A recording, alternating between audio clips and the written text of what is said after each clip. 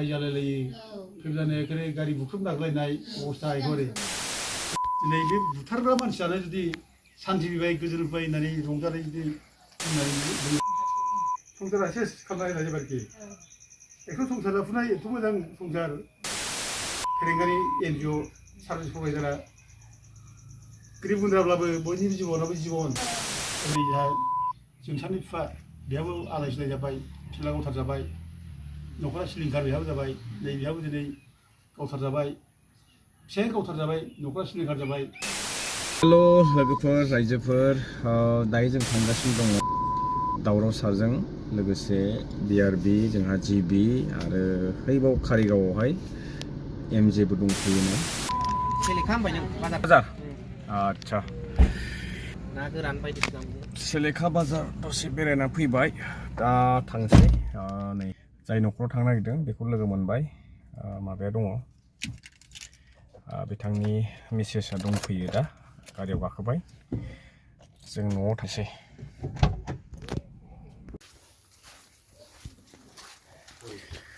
मोनफैबाय जों फाइनालि सारमोना मोनफैबाय जों न'खरजोंहाय एसे सावरायहैनोसै आरो सारा मा होनो बेखौ खोनासंनि बे सारबारि गामिनि बे न'खराव फैदों दा मानि थाखाय फैदोंमोन जेनेबा बेखौ एसे फोरमायनानै होबा जोङो दा सारबारि गामि खाथि बे गियानपुर गामि बे गियानपुर गामियाव जों फैदों आंजों लोगो दंफायो जोंहा नैबे जोंसार बिफा बेनि फिसाला जोंसारखौबो पुलिसआ गावथारदों 2020 गावथारदों दा बे दंफैयो ओमफ्राय आं दा दंफैयो नैबे गियानपुराव फैनाया जाहैबाय बे नैबे हेमन्त नार्जारि बिसि बे अनजुलि नार्जारि दा बिनि फिसायखौ 2023 17 अक्ट'बराव माने बे फरेस्ट डिपार्टमेन्टनि NGO सार्भिस प्रभाइडार बिनि मानसिफ्रा फुङाव माने फरेस्ट डिपार्टमेन्ट राइफलजों गावदों दायआथ' जेबो नङामोन बियो IOI नि न' मोन्दोंमोन बे IOI नि न' मोननायखाय बेखौ लुनो थाखाय बे थुक्रासे साइकेलाव दंफां लायदों आरो बे दंफां लायनायावबो बियो सार्भिस प्रभाइडारफोरनि पारमिसन लाखादों पारमिसन लानानै लायनो थांदों ओमफ्राय लाबोनाय समाव खिन्थु बे ससे लामायाव बेखौ बेंनानै सार्भिस प्रभाइडार मानसिया फरेस्ट डिपार्टमेन्टनि राइफलजोंनो गावदों बेखौ खर' थुना गावदों आरोखि दा खर' थुना गावनाय मानसिया जायगायाव स्पटै जादों मेलेम बारग'लायनाय एखेबारे खोब दुखुनांथाव दा हेमन्त नार्जारि अन्थाव बाथाव संसार जाफुनाय बैसोआनो जायाखै 35 बोसोर नङा होमबा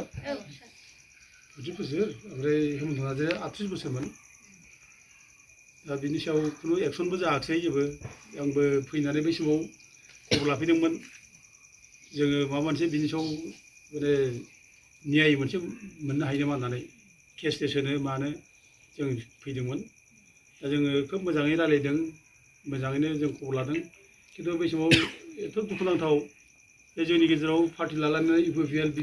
ओमफ्राय एबसु नन एबसु बेबायदि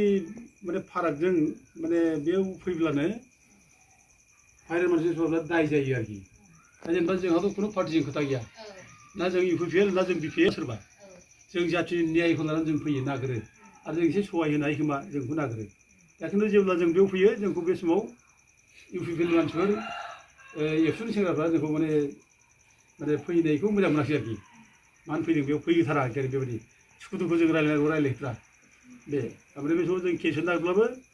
हयथ' जों केस होबा जों गुदिनिफ्राय जोबजासिम जों नांगौमोन खिन्थु बेखौ लानानै जोंहा माने अनजुलि नार्जारिखौ लानानै केस हैबाय दा बे केसआबो गोथौयै जाबाय दा केसआ जुदि मोजां जानायमोनब्ला बे केसखौ नांनायमोनब्ला हयथ' कर्टआनो अर्डार होगौमोन जे जिहेतु अननाय भाबै इलिगेल भाबै गावथारनाय एखेबारे कर्टआनो अर्डार होगौमोन जाय गावग्राखौ एरेस्ट खालामथारगौमोन आरो जाय गावनि अर्डार होदोंमोन बिसोर पानिशमेन्ट मोनगौमोन दा जेनेबा फेरेंगानि डिपार्टमेन्ट फरेस्ट डिपार्टमेन्टआ दा फेरेंगा EMआबो माने दिगदारागौमोन बेबो बिनि सायाव इनकुवारि जागौमोन बे लेभेलसिम थांगौमोन बेयाव पानिशमेन्ट मोनगौमोन बिदि फरेस्ट अफिसारफ्रा माने पानिशमेन्ट मोनगौमोन दा उनाव बिसार जायोब्ला हयथ' बिनि नैबे अनजुलिनि जायगानि माबा न्याय बे मोनगौमोन हयथ' गभर्नमेन्टआ अर्डार होगौमोन साफिसियेन्ट जाहाथे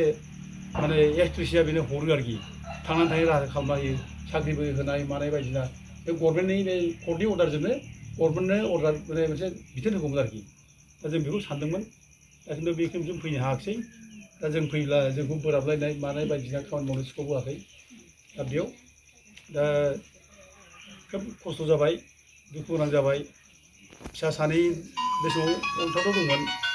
दा क्लास 8आव फरायो बिनि फिसा सासेया कस्तुरबा बालिका बिद्यालय बै माबायाव आरोखि पाटगावआव बेयो जाहैबाय हिरा नार्जारि क्लास 8आव फरायो ओमफ्राय सासेया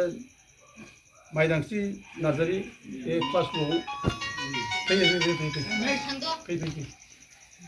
आयै सोनाबर बिसोर बे माइदांस्रि नार्जारि बेनि फिसाजो उन्दै गथ' नै दासो क्लास 2आव फरायो बे गामियाव फरायो दा बे माने एफा गथ' मानसिफोर माने संसारा सेस खालामना होनाय जाबाय आरोखि एखौ संसार जाफुनाय एथ' मोजां संसार बे संसारखौ दिनै आद्रा खालामना होनाय जाबाय बे माने फेरेंगारि NGO सार्भिस प्रभाइडारा गोरिब गुन्द्राब्लाबो बयनिबो जिबनाबो जिबन बयहाबो थांना थायो उद्देश्य थायो दा खिन्थु दिनै बेखौ माने अनादर भाबै माने अननाय भाबै मानसि जिबनखौ सेस खालामनानै बे न'खरखौ लांदां खालामना होनाय जाबाय बिराद अननाय बिराद दुखुनांथाव गथ'फोर देरजोबनायब्लाबो आलदामोन देरनायबो गैया न'खौ नायनोबो रावबो गैया जाहैबाय दा जों गासिबो खबरखौ जों लाजोब्बाय जों लुबैगोन दानि सरकार हाग्रामा दैदेननाय सरकार जाहाथे सहाय होयो जों बेखौ बुंगोन आरो सहाय होथारनांगोन डेफिनेटलि बेबायदि एखेबारे अननाय भाबै मानसि जिबनजों गेलेनाया माने थिग नङा बयनि जिबनाबो जिबन बयहाबो संसार जानो हायो संसार जानांगौ बयनिबो अधिकार थायो बयहाबो अधिकार मोननांगौ ओंखायनो जाहाथे बिसोरनोबो माबा मोनसे बेबस्था खालामना होयो जों बेखौ दानि सरकारखौ जों बुंगोन आरो जों हानायखिनि जोंबो आरोबाव जोंनि थरफनिफ्रायबो दा गोजां बोथोर फैबाय बे गोजां बोथोरावबो जों जाहाथे माबा मोनसे होफैनो हायो जों बेखौ ज' सावरायलायनानै जों फैगोन आंजों दिनै गोबां इउटिउबार दं बेयाव बर'नि माने खौरां फोसावग्राफोर आं बिसोरखौ धन्यबाद होयो बिथांमोनजों जोंजों लोगोसे फैफाबाय जोंखौ फैगोन होननानै थिनानै आं जोबोद मोजां मोनबाय बिसोर धन्यबाद होबाय दा जों बेफोर दुखु गोनां जाथायफोरखौ जों माने फकास खालामनांगौ जों रायजो राजानि नोजोराव जों लाबोनांगौ बेखौ दोनखोमानो नाङा जोङो बयबो मिथिथों दा बे आं ओंखायनो दिनै गेजेराव आङो बिथांमोनजों माने बे न'खरजों आङो बेथ' उसुबिदा जाबाय जोंहाबो फैब्लानो दाय जालायलायो फैब्लानो एखेबारे गारि बुख्रुब नागलायनाय अबस्था एखेबारे फैब्लानो मानसिखौ माबा मोनसे खालामनो नागिरनाय थेवबो आं गियाखै जेबो मोनाखै आं ओरै फैदों थांदों जेरैबो रायलायलांनाय बे जायगानि आर'जआबो इसोरनाव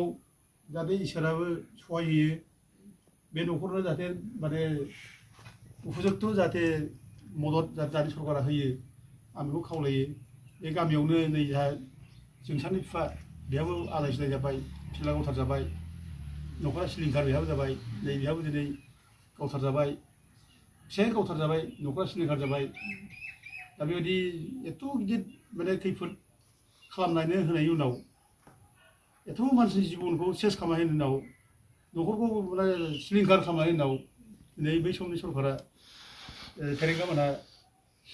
खोब दुखुनांथावै माने बुंलानानै लादों एखेबारे सान्थि फैबाय गोजोन फैबाय होननानै बे जिनिसा अपमान खालामनाय जायो आरोखि बे न'खरखौ लैया फोनांनाय जायो आरोखि जाय मानसिफ्रा सानफ्रामबो माने जिखारजों दिन थांनो गोनां जादों न'खराव जेराव माने सानफ्रामबो फिसाइ गैयियाव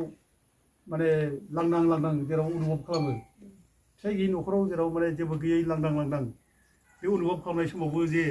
दिनै बे बुथारग्रा मानसियानो जुदि सान्थि फैबाय गोजोन फैबाय होननानै रंजानाय जुदि